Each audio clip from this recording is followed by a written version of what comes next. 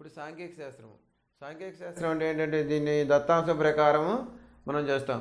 దత్తాంశం అంటే ముందు మనం ఇందులో మనకి మధ్యగతం కట్టడం, సరాసరి కట్టడం ఇవి నేర్చుకుంటాం. మధ్యగతం అన్నీ ఇంత ముందు క్లాసులో నేర్చేసుకున్నాం. మధ్యగతం అంటే ఏంటి? రాసులున్న వాటిని ఒక ఆరోహణ క్రమంలో అవరోహణ క్రమంలో రాసి దానిలో మధ్య విలువను తీసుకుంటాం. అలాగే సరాసరి కట్టడం రాసుల సంఖ్య బై రాసులు మొత్తం బై రాసుల సంఖ్య తీసుకుంటాం. ముందుగా మనం దత్తాంశం సేకరించడం ఏంటంటే, దత్తాంశం అంటే ఒక తరగతిలోని విద్యార్థుల సంఖ్య, లేకపోతే వాళ్ళ బరువుల సంఖ్య, విద్యార్థుల బరువులు, అలాగే వాళ్ళ యొక్క ఎత్తు, అలాగే ఏదైనా ఒక కార్ల కంపెనీ ఏదైనా సంవత్సరంలో తయారు చేసిన కార్ల సంఖ్య, ఇటువంటి దత్తాంశం. అలాగే జనాభా, ఒక ఊరిలో గల జనాభా, ఇవన్నీ కూడా దత్తాంశం కింద వస్తాయి. ముందుగా దత్తాంశాన్ని సేకరించుకోవాలి. దానిలో నుంచి దత్తాంశం తర్వాత వ్యాప్తి కనుక్కోవాలి. వ్యాప్తి అంటే సపోజ్ ఒక 10 మంది విద్యార్థులు మార్కులు ఇచ్చారు. 10 మంది విద్యార్థుల మార్కులు ఉన్నాయి. విద్యార్థుల మార్కులే కనుక తీసుకుంటే ఈ సేకరించిన మార్కులను ఏమంటాం? ముందుగా మనం దత్తాంశం అంటాం. సపోజ్ ఈ మార్కులు ఎలా ఉన్నాయి?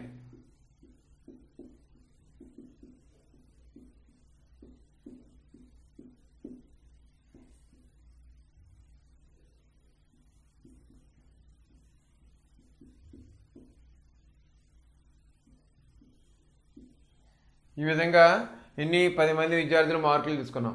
ఈ విధంగా సేకరించిన మార్కుల్ని దత్తాంశం అంటాం.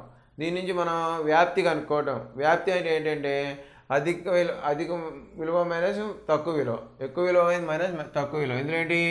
వ్యాప్తి ఈజ్ ఈక్వల్ టు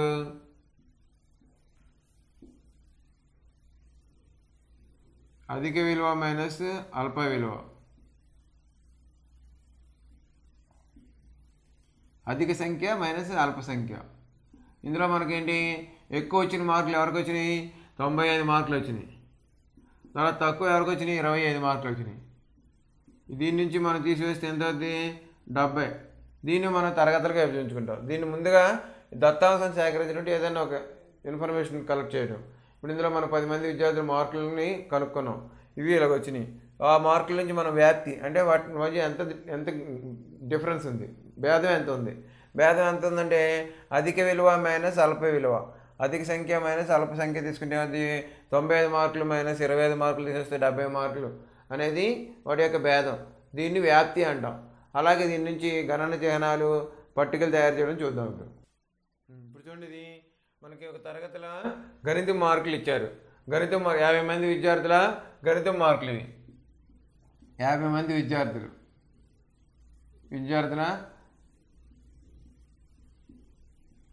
గణిత మార్కులు.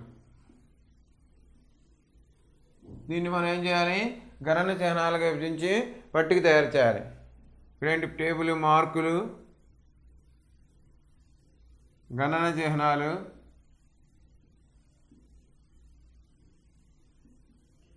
విద్యార్థుల సంఖ్య.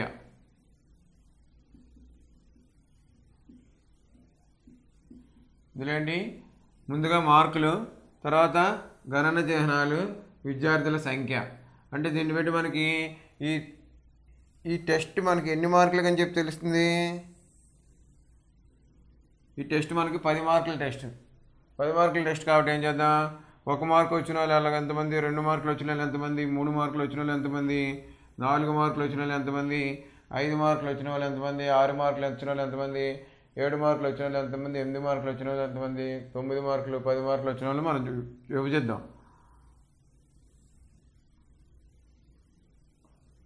ముందుగా 1 మార్కు, 2 మార్కులు, 3 మార్కులు, 4 మార్కులు, 5, 6, 7, 8, 9, 10.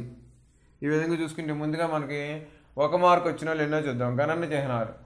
ఇందులో చూడండి, వరుసలో 1, 2, 3, 4, 5, 6, 6 ఉన్నారు. అంటే గణన చిహ్నాలు ఏం రాస్తాం? 1, 2, 3, 4 రాశాక ఒక అడ్డగీతకి ఇస్తాం 5, ఇది 1, 6. అంటే ఇక్కడ విద్యార్థులు ఎంతమందికి వచ్చినాయి? 1 మార్కు 6గురికి వచ్చినాయి. తర్వాత ఏం చేద్దాం? రెండు ఎంతమందికి వచ్చినాయి చూద్దాం. 1 2 3 4 5 6 6గురికి వచ్చినాయి. రెండు కూడా 6గురికి వచ్చినాయి. 1 2 3 4 ఇది ఒకటి 5 6 రెండు కూడా 6గురికి వచ్చినాయి. తర్వాత 3 మార్కులు ఎంతమందికి వచ్చినాయి చూద్దాం. 3 మార్కులు 1 2 3 ముగ్గురికి వచ్చినాయి. 3 మార్కులు ముగ్గురికి వచ్చినాయి. 1 2 3 3. తర్వాత 4 మార్కులు చూద్దాం. 1 2 3 4 5 6 7 8 9 9 మందికి వచ్చినాయి. ఎన్ని 4 మార్కులు ఎంతమందికి వచ్చినాయి? 9 మందికి వచ్చినాయి. 1 2 3 4 5 6 7 8 9. ఇక్కడ ఏం రాయాలి? 9 రాసుకోవాలి. తర్వాత 5 మార్కులు ఎంతమందికి వచ్చినాయి చూద్దాం. 5 మార్కులు 1 2 3 4 5 6 7. 7గురికి 5 మార్కులు వచ్చినాయి. 7గురికి 5 మార్కులు వచ్చినాయి. తర్వాత మనం 6 మార్కులు ఎంతమందికి వచ్చినాయి చూద్దాం. 1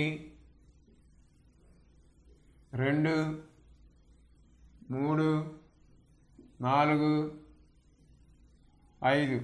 5గురికి 6 మార్కులు వచ్చినాయి.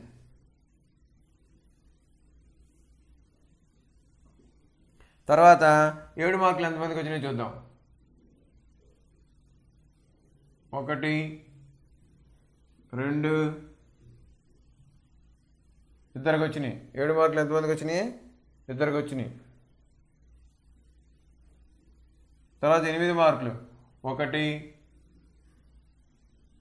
2 3 4 5 6.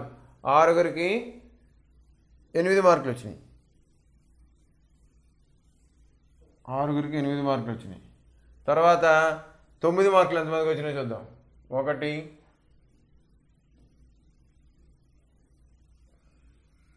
2 ఇద్దరికి వచ్చినాయి 9 మార్కులు. తర్వాత 10 మార్కులు ఎంతమందికి వచ్చినాయి చూద్దాం. 1 2 3